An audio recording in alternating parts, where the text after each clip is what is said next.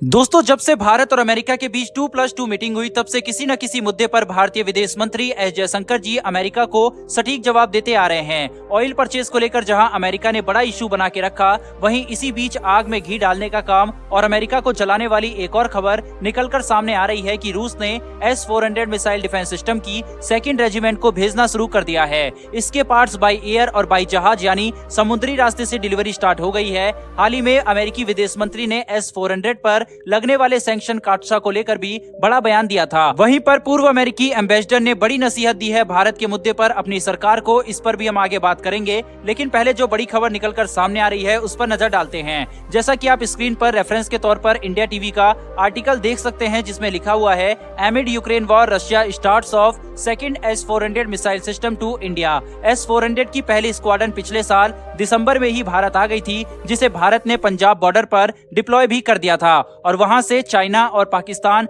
दोनों तरफ के एरियल थ्रेट्स को काउंटर भारत कर सकता है। ये एक बड़ी खबर है क्योंकि इस माहौल में जब युद्ध चल रहा है तो इसकी डिलीवरी को लेकर सवाल अमेरिका से पूछे जाएंगे। बहरहाल अब बात करते हैं अमेरिका की ही, जहां से लगातार कई बड़ी खबरें निकलकर सामने आ रही है। भारत विश्व में एक महाशक्ति के तौर पर उभरता जा रहा है। इस मल्टी कॉर्नर विश्व में हमारा देश एक पावर सेंटर के तौर पर उभर कर सामने आया है। भारत आज अमेरिका और रूस जैसे दिग्गज वैश्विक महाशक्तियों को चुनौती देने का काम कर रहा है। मैंने अपनी पिछली वीडियोस में आपको बताया था कि किस तरह से हाल ही में भारतीय विदेश मंत्री एस जयशंकर जी ने अमेरिका में भी भारत का डंका बजाया और अमेरिका में हुई 2+2 मीटिंग को जिस प्रकार से अमेरिकी मीडिया का कवरेज मिला है वो भारत की महाशक्ति के रूप में उभरने का एक बहुत बड़ा उदाहरण है। अमेरिका पहले तो भारत को धमकी दे रहा था, वहीं पर अब अमेरिकी स्पोक पर्सन भारत का बचाव करती हुई दिखाई दे रही है। देखिए छोटी सी clip. Get a commitment from Prime Minister Modi not to accelerate or increase imports of Russian energy.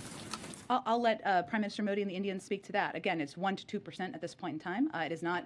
They import 10% from the United States. It is not a violation of any sanctions or anything along those lines. It was a constructive, direct conversation.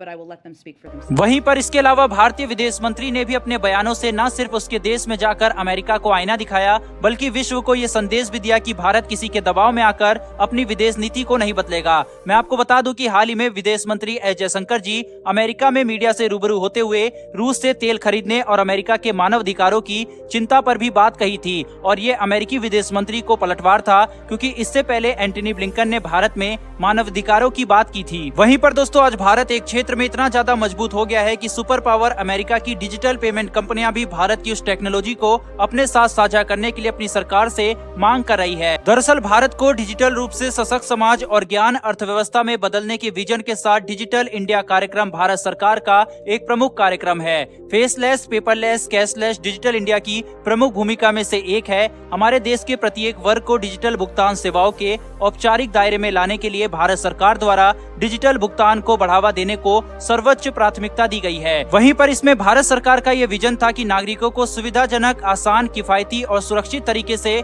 Digital भुगतान की सुविधा प्रदान की जाए। भारत में आज आम आदमी डिजिटल पेमेंट करने लगा है। मोबाइल बैंकिंग, नेट बैंकिंग या कार्ड पेमेंट के अलावा लोग तेजी से यूपीआई पेमेंट सिस्टम अपना रहे हैं। खासकर कोरोना काल में डिजिटल ट्रांजैक्शन का चलन काफी तेजी से बढ़ा है। गूगल पे, पेटीएम, भीम पे, फोन पे ऐसे तमाम सारे यूपीआई ऐप को लोग बखूबी इस्तेमाल कर रहे हैं। भारत की डिजिटल पेमेंट टेक्नोलॉजी इतनी मजबूत हो गई है कि अमेरिका जैसे सुपर पावर देश भी इस टेक्नोलॉजी का इस्तेमाल करना चाहते हैं। भारत का यूपीआई पेमेंट का सिस्टम इतना सेफ और सिक्योर हो गया है कि इसके इस्तेमाल ने अमेरिका और चाइना को भी पीछे छोड़ दिया है। अमेरिका की दिग्गज आईटी कंपनी गूगल ने अमेरिकी सरकार को पत्र लिखकर उनसे मांग की है कि वह भारत से अपने डिजिटल पेमेंट के टेक्नोलॉजी को अमेरिका के साथ साझा करने के लिए जल्द से जल्द कोई करार करे। दूसरी तरफ दोस्तों, जिस तरह से अमेरिका काटसा प्रतिबंध से लेकर रूस से तेल खरीद पर भारत को घेर रहा है, उस पर अमेरिका की पूर्व राजदूत टिम रोमन ने बाइडेन प्रशासन को चेतावनी दी है। उन्होंने कहा कि हमें भारत के प्रोस्पेक्टिव को भी समझना और देखना चाहिए। उन्होंने ट्वीट कर कहा कि भारत एक मुश्किल हालातों का सामना कर रहे